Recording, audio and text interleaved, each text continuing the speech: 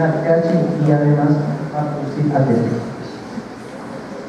Entonces, esto es más o menos el resumen de lo que sucede en una reacción fotosintética.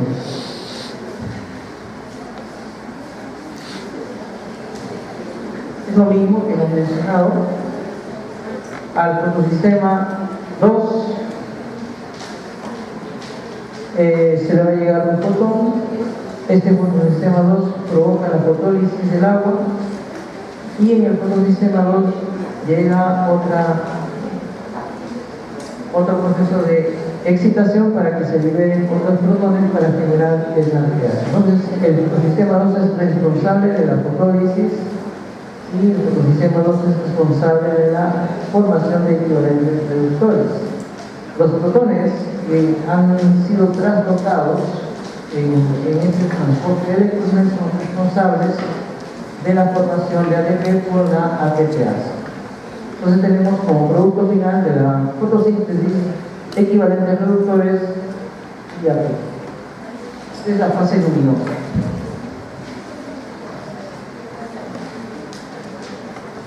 Entonces, fotosistema 2 contiene una molécula de clorofila alfa reactiva denominada P680 que absorbe preferentemente a una hidrógeno de 680 nanómetros.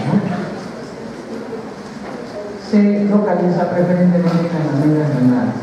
Genera ATP y fotosíntesis del agua. Esta es otra figura, lo mismo del fotosistema 2. ¿No? Acá lo que más o menos se trata de sí.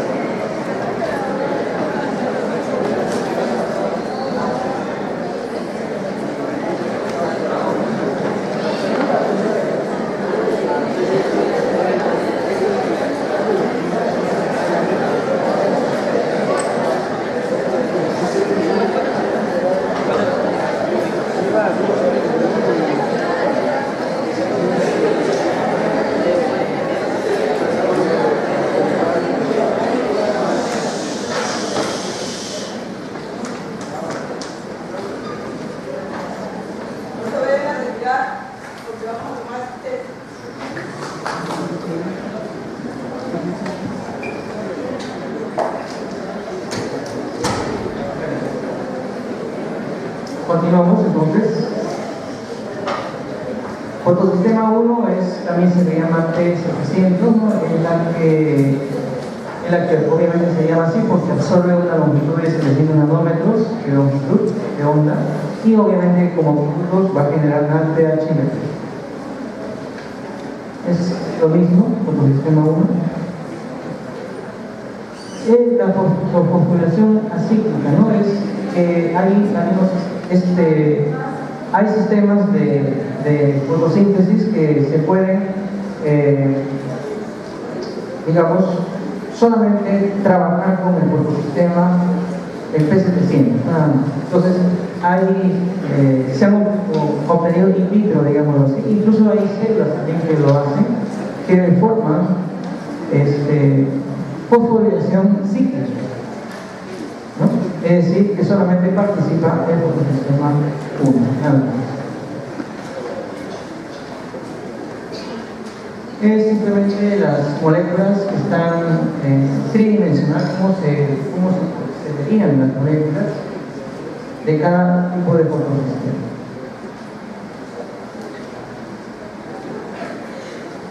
Lo mismo es un resumen de lo que ocurre en el proceso de la fotosíntesis. Y acá lo que se muestra es la estructura química de la clorofila, ¿no? Es muy importante la presencia de estos pigmentos, ¿no? Para poder desarrollarse la fotosíntesis.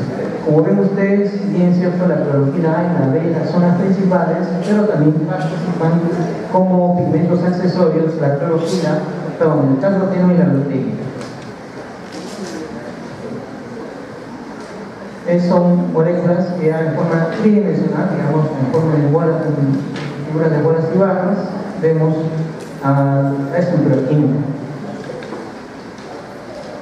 Estos son espectros de absorción de los pigmentos, clorofila A, clorofila B y los carotenoides.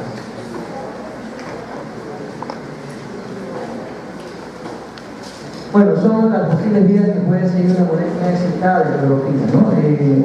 Acá se ve, por ejemplo, una molécula de clorofila en su estado, digamos, estable. Cuando llega a la luz, sufre un orbital, los electrones sufren un orbital, de esta manera están excitadas, las moléculas excitadas. Entonces, como toda molécula tiende a su estado original, entonces una manera de poder llegar a su estado original es liberando luz y calor. Es una manera de cómo hacerlo. Otra manera, por ejemplo, es por decaimiento de transferencia energética, es decir, la capacidad energética se decae, en este caso participan dos moléculas, y de esta manera la que está al costado es el que se va a excitar. Entonces, son maneras como los pigmentos pueden trabajar, ¿no? Emitiendo luz y calor, o si están juntas, una de ellas se va a excitar, porque va a transferir su energía, digamos así. Y acá, por ejemplo, tenemos cuando están involucrados iones y aceptores de electrones, ¿no? La manera como pueden transferir energía. Entonces, esa es la manera como trabajan los pigmentos, y tal forma que pueden excitar o capturar la luz solar. Se cree que los complejos antenas son de esta manera, ¿no? A modo de paneles, ¿no? Tienen que tener un área grande para que puedan atrapar los rayos solares.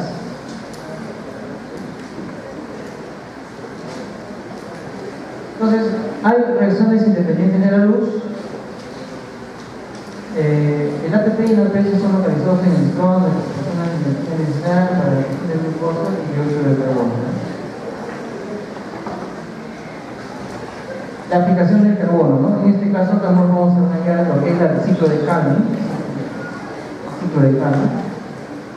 La proteína más importante para el ciclo de Calvin es la rubisco. La rubisco es importante, es una de las enzimas más abundantes del planeta Tierra, ¿no? En el caso del humano, ¿cuál sería la proteína más abundante? Con los animales, colágeno.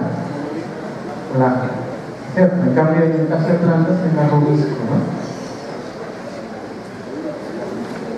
Entonces, tenemos, por ejemplo, acá el dióxido de carbono, que luego con una serie de 6 reacciones continuas formará nebulosa 1,5-bifosfato, que finalmente formarán 2 moléculas de 3-fosfoglicerato, y a partir de ahí ya empieza la síntesis de la glucosa. Acá es el resumen del ciclo de Calvin.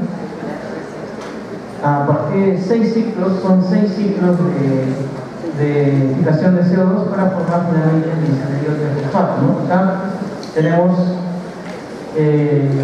primero se va a formar un 3-fosfoglicerato, se van a necesitar 12 moléculas de ATP para formar el 1,3-fosfoglicerato, 12 moléculas de NADPH para formar el disanerio de fosfato, y liberarse finalmente una molécula de disanerio de fosfato, ¿no? Lo que resta va a completar el ciclo, ¿no? Entonces, el resumen de la aplicación del CO2. Lo mismo acá, es lo mismo para poder finalmente generarse una molécula de glucosa, ¿no? Sucrosa o glucosa es lo mismo, ¿no?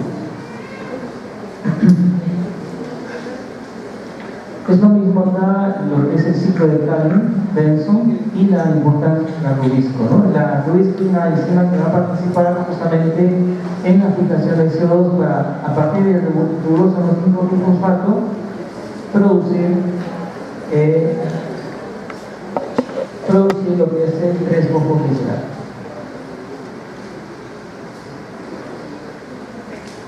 En general, en resumen, de la ecuación de la fotosíntesis, a partir de 6 moléculas de CO2, 12 moléculas de NADPH, 18 moléculas de ATP, generar una molécula de glucosa o quisalario de fosfato, una molécula de glucosa fosforida, 12 moléculas de NADP, 18 ADP y pirofosfatos. No solamente existe el ciclo de Calvin, que es el ciclo de 3 carbonos, sino también en algunas plantas tenemos el ciclo C4, ¿no? Que básicamente va a depender de la modificación que tenga las células. En este caso participan dos compartimentos. Un compartimento en el cual se va a producir la formación del ácido málico, en el cual luego este ácido málico va al ciclo de Calvin, ¿no? De esta manera entonces se van a formar los carbohidratos. Entonces es una comparación del ciclo de Calvin con las plantas de 3 y las plantas de 4, ¿no? Es básicamente la modificación celular que hace que estas células sean distintas, ¿no?